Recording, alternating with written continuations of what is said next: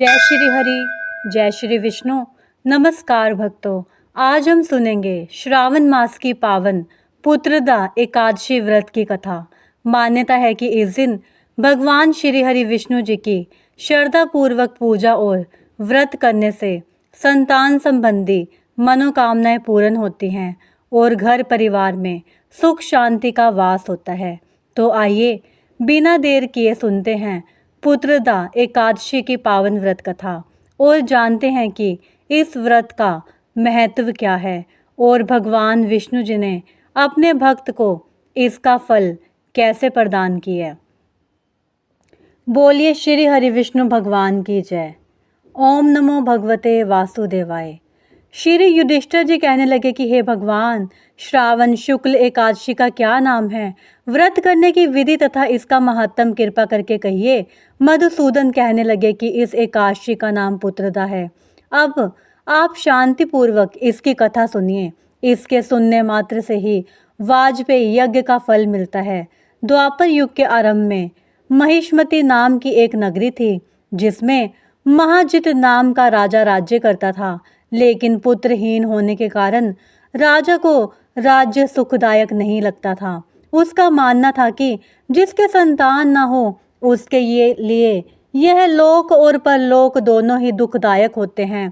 पुत्र सुख की प्राप्ति के लिए राजा ने अनेक उपाय किए, परंतु राजा को पुत्र की प्राप्ति नहीं हुई। वृद्ध अवस्था आती देखकर राजा ने प्रजा के प्रतिनिधियों को बुलाया और कहा, हे प्रजाजनों, मेरे खजाने में अन्याय से उपार्जन किया हुआ धन नहीं है, ना मैंने कभी देवताओं तथा ब्राह्मणों का धन छीना है, किसी दूसरे की धरोहर भी मैंने नहीं ली। प्रजा को पुत्र के समान पालता रहा। मैं अपराधियों को पुत्र तथा बांधवों की तरह दंड देता रहा। कभी किसी से घृणा नहीं की, सबको समान माना है। सज्जनों की सदा पूजा करता हूँ। इस प्रकार धर्मयुक्त राज्य करते हुए भी मेरे कोई पुत्र नहीं है, सो मैं अत्यंत दुख पा रहा हूँ। इसका क्या कारण है? द्वापर युग के आरंभ में महिष्मती नाम की एक नगरी थी जिसमें महाजित नाम का राजा राज्य करता था, लेकिन पुत्रहीन होने के कारण राजा को राज्य सुखदायक नहीं लगता था। उसका मानना था कि जिसके संतान न हो उसके लिए परलोक और लोक दोनों ही दुखदायक हैं, उसका जीने का क्या ही लाभ। और वो भजन सिमरन में ही अपना मन लगाने की कोशिश करता था, परंतु पुत्र न होने की इच्छा उसका मन हमेशा व्याकुल करती रहती थी। राजा महाजित की इस बात को विचारने के लिए मंत्री तथा प्रजा के प्रतिनिधि वन को गए। वहां बड़े बड़े ऋषि मुनियों के दर्शन किए। राजा की उत्तम कामना की पूर्ति के लिए किसी श्रेष्ठ तपस्वी मुनि को देखते फिरते रहे। एक आश्रम में उन्होंने एक अत्यंत वयोवृद्ध धर्म के ज्ञाता बड़े तपस्वी परमात्मा में मन लगाए हुए निराहार जितेंद्रिय जितात्मा जित क्रोध सनातन धर्म के गूढ़ तत्वों को जानने वाले समस्त शास्त्रों के ज्ञाता महात्मा लोमश मुनि को देखा, जिनका कल्प के व्यतीत होने पर एक रोम गिरता था। हरे कृष्णा कृष्ण कृष्ण हरे हरे, हरे राम राम राम हरे हरे। सबने जाकर ऋषि को प्रणाम किया।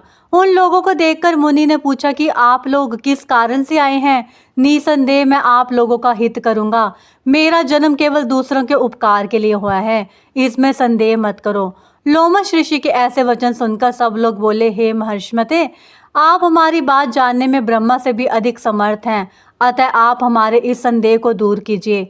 महिष्मती पुरी का धर्मात्मा राजा महाजित प्रजा का पुत्र के समान पालन करता है, फिर भी वह पुत्रहीन होने के कारण दुखी है।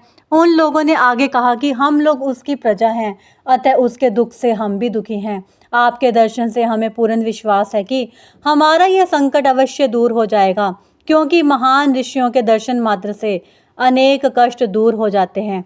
अब आप कृपा करके राजा के पुत्र होने का कोई उपाय बतलाएं। यह वार्ता सुनकर ऋषि ने थोड़ी देर के लिए नेत्र बंद किए और राजा के पूर्व जन्म का वृतांत जानकर कहने लगे कि यह राजा पूर्व जन्म में एक निर्धन वैश्य था। निर्धन होने के कारण इसने बुरे कर्म किए। वह एक गांव से दूसरे गांव व्यापार करने जाया करता था। एक समय ज्येष्ठ मास के शुक्ल पक्ष की द्वादशी के दिन मध्याह्न के समय जबकि वह 2 दिन से भूखा प्यासा था, एक जलाशय पर जल पीने गया। उस स्थान पर एक तत्काल की ब्याई हुई प्यासी गो जल पी रही थी। राजा ने उस प्यासी गाय को जल पीते हुए हटा दिया और स्वयं जल पीने लगा। इससे राजा को यह दुख सहना पड़ा। एकादशी के दिन भूखा रहने से वह राजा हुआ और प्यासी गो को जल पीते हुए हटाने के कारण पुत्र वियोग का दुख सहना पड़ रहा है। ऐसा सुनकर सब लोग कहने लगे कि हे ऋषि, शास्त्रों में पापों का प्रायश्चित भी लिखा है, अतः जिस प्रकार राजा का यह पाप नष्ट हो जाए, आप कृपा करके कोई उपाय बताइए। हरे कृष्णा कृष्ण कृष्ण हरे हरे, हरे राम राम राम हरे हरे। लोमश मुनि कहने लगे कि श्रावण शुक्ल पक्ष की एकादशी को, जिसे पुत्रदा एकादशी भी कहते हैं, तुम सब लोग व्रत करो और रात्रि को जागरण करो, तो इससे राजा का यह पूर्व जन्म का पाप अवश्य नष्ट हो जाएगा, साथ ही राजा को पुत्र की अवश्य प्राप्ति होगी।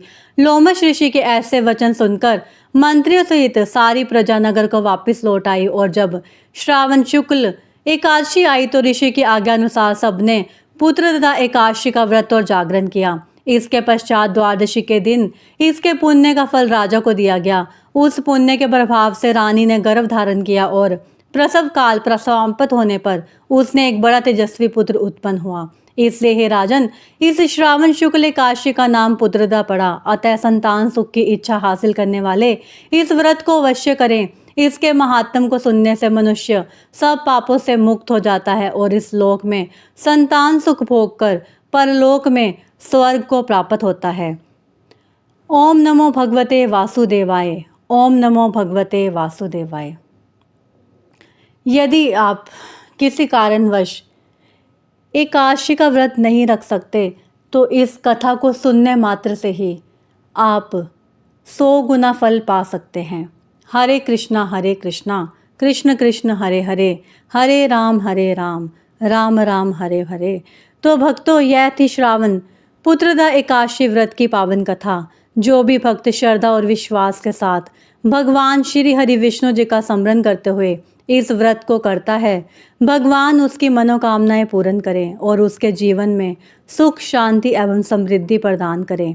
अगर आपको यह व्रत कथा पसंद आई हो तो वीडियो को लाइक करें, अपने प्रियजनों के साथ शेयर करें और चैनल को सब्सक्राइब जरूर करें। कमेंट में प्रेम से लिखें ओम नमो भगवते वासुदेवाय। श्री हरि विष्णु भगवान आप सभी पर अपनी कृपा बनाए रखें। जय श्री हरि, जय श्री कृष्णा।